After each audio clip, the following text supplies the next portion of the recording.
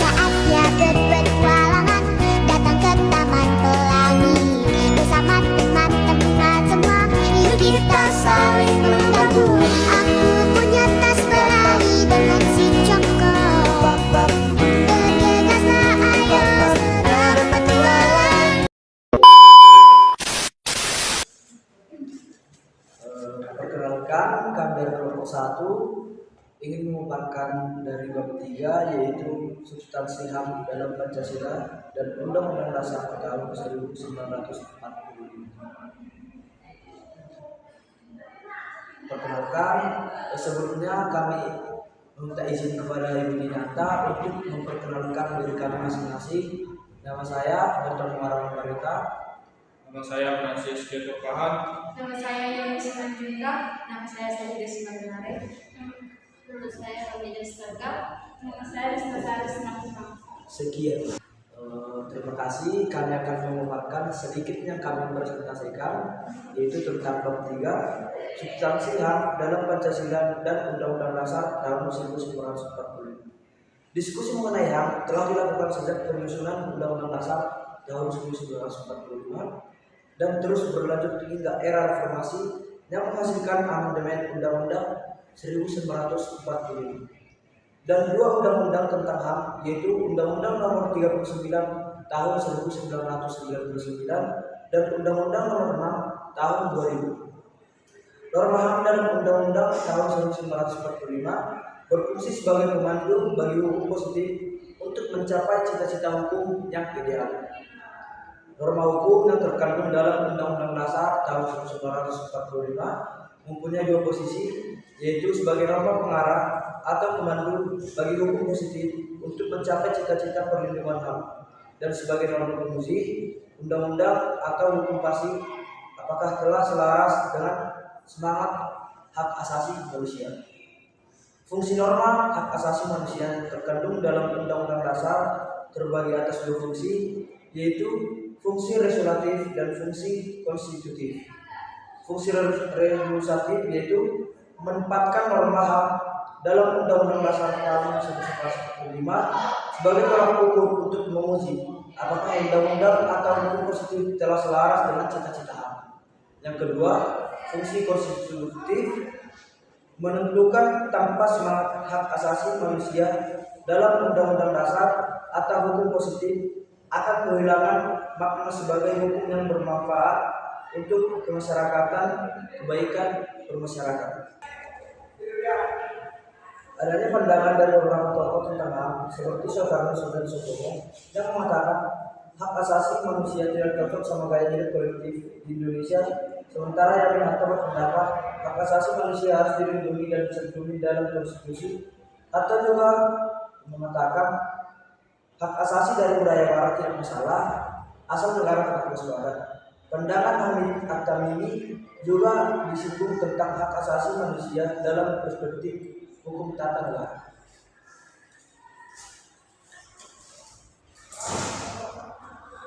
Contoh perbedaan budaya antara Indonesia dan negara barat atau Amerika dalam menyusun konstitusi dan menjaga HAM. Yang pertama, budaya Indonesia beda dari budaya barat, terutama Amerika dalam menyusun konstitusi. Yang kedua, Undang-Undang Dasar 1945 dibuat oleh orang pribumi Indonesia, sementara konstitusi Amerika dibuat oleh para imigran. Yang ketiga, imigran Amerika mencari kebebasan yang tidak merata dapat di negara asal, sedangkan orang Indonesia lebih menjaga harmoni masyarakat. Keempat, perlindungan HAM di Amerika fokus ke kesetaraan antara pemerintah dan warga. Di Indonesia fokus pada hubungan warga dan pemerintah dengan dasar tradisi.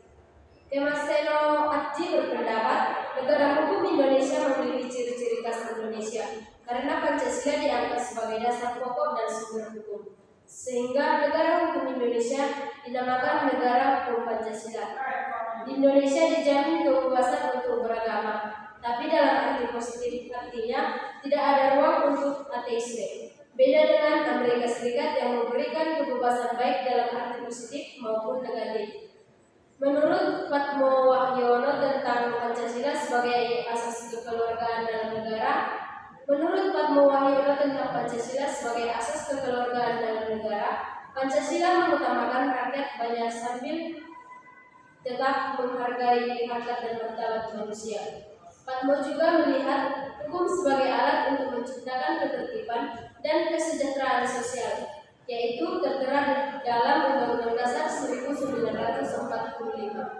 Manusia sebagai makhluk Tuhan yang Maha Esa secara kodrati anugerahi hak asasi, tanpa perbedaan antara satu sama lainnya. Dengan hak asasi tersebut, manusia dapat mengembangkan diri pribadi, peranan, dan sumbangannya demi kesejahteraan manusia. Pancasila adalah kesepakatan rakyat Indonesia untuk membangun negara di mana semua warga mempunyai kedudukan, kewajiban, dan hak yang sama.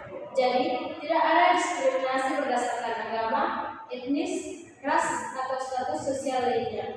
Sejarah mencatat banyak penderitaan dan kesenjangan sosial karena perilaku diskriminatif. Perdamaian dan kesejahteraan itu impian semua orang. Jadi hal-hal yang membuat penderitaan dan kesenjangan harus diatasi agar harkat dan martabat manusia tetap terjaga.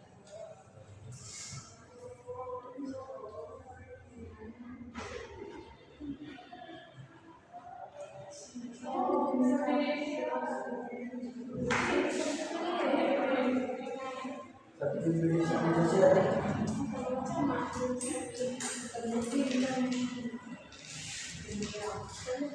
Indonesia memiliki tanggung jawab menghormati deklarasi Universitas, hak asasi manusia, dan instrumen internasional lainnya.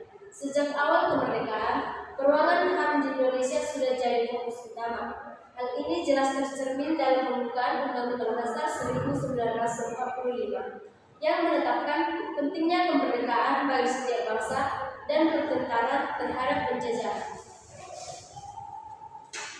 HAM yang terkandung dalam alinea kedua pembukaan Undang-Undang Dasar 1945 itu harus satu, sesuai dengan kodrat manusia, artinya manusia adalah makhluk pribadi sekaligus makhluk sosial atau monodualitas. Dua, HAM harus dijunjung tinggi dan dihargai secara adil. Artinya setiap orang hendaknya memperoleh apa yang menjadi haknya. Tiga, tidak tanpa arti adanya istilah dan peradaban. Artinya HAM yang diterima dan dijunjung tinggi itu tanpa batas. Batas-batas tersebut yakni: satu, penggunaan HAM harus dapat dipertanggungjawabkan di hadapan Tuhan Yang Maha Esa, sila pertama. Dua, harus meningkatkan persatuan dan kesatuan bangsa, sila ketiga.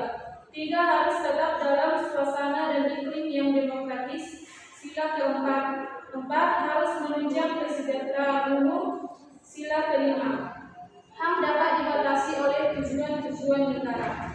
Konsepsi HAM di Indonesia harus seimbang antara hak kewajiban antara kepentingan individu masyarakat, pemerintah sehingga terjalin yang harmonis antar komponen bangsa dan negara. Dalam merumuskan konsepsi HAM ini, perlu kesepakatan semua pihak supaya keseimbangan antara hak kewajiban dan kepentingan antar komponen bangsa agar semua kepentingan dapat terakomodir.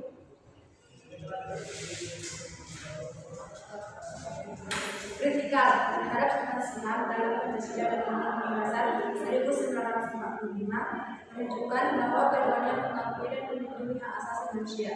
Terdapat beberapa kelemahan dalam penerapannya.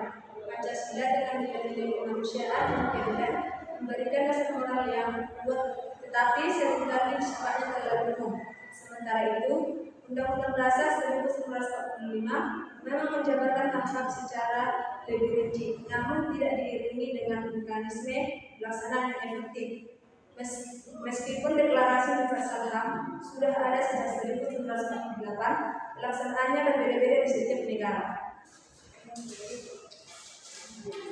Analisis substansi HAM dalam Pancasila dan Undang-Undang Dasar tahun 1945 sebenarnya saling melengkapi.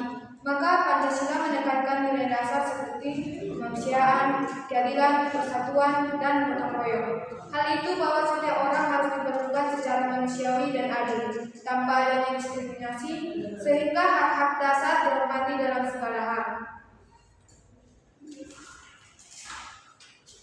Jadi kesimpulannya yaitu Substansi HAM dalam Pancasila dan Undang-Undang Dasar 1945 adalah bahwa keduanya menegaskan perlindungan dan penghormatan terhadap hak asasi manusia bagi setiap warga negara Indonesia.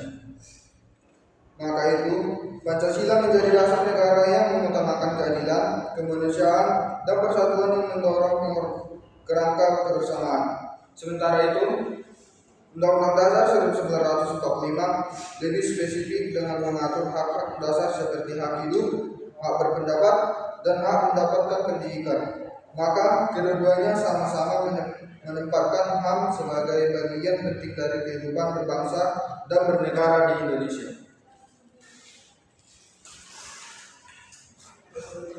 Sekian dari yang kami presentasikan. Jika ada kekurangan sepatah dua kata dan jika ada teman-teman yang ingin memberikan kritik atau saran, kami sekian.